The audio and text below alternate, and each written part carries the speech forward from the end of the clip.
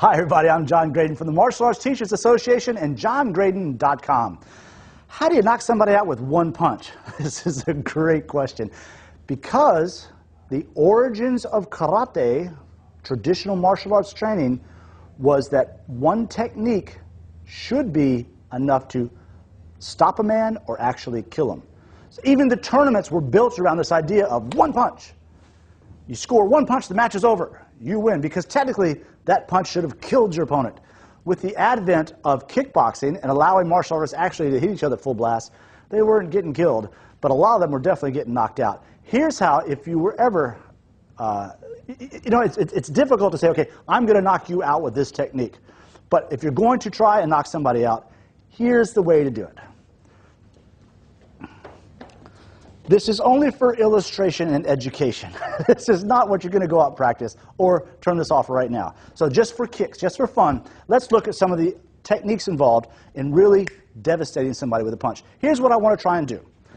His brain is floating in his skull and fluid. I want to snap his head. So a punch like a hook punch, anything that's going to get his head to snap, the brain then bounces against the side of the skull wall. That's what knocks him out, not my punch. So typically you'll see guys get knocked out from spinning kicks or punches that snap the head real hard. That causes the brain to bounce against the skull. That causes the blackout. That usually is not where the real damage happens. I mean, it's not something I would recommend, but that's not where the real damage happens. The real damage is when he falls down and his head hits the floor.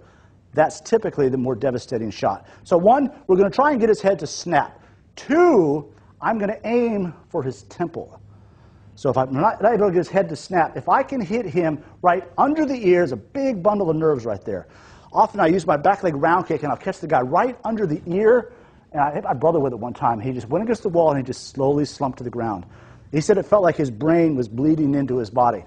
That's how powerful that technique can be. So it's this big bunch of nerves right under the ear that I want to aim for, or try and snap his head, or I'm aiming for the temple. Places where it's hard to knock somebody out, if you hit him straight in the forehead, that's really hard. You'll probably end up hurting your hand more than his head.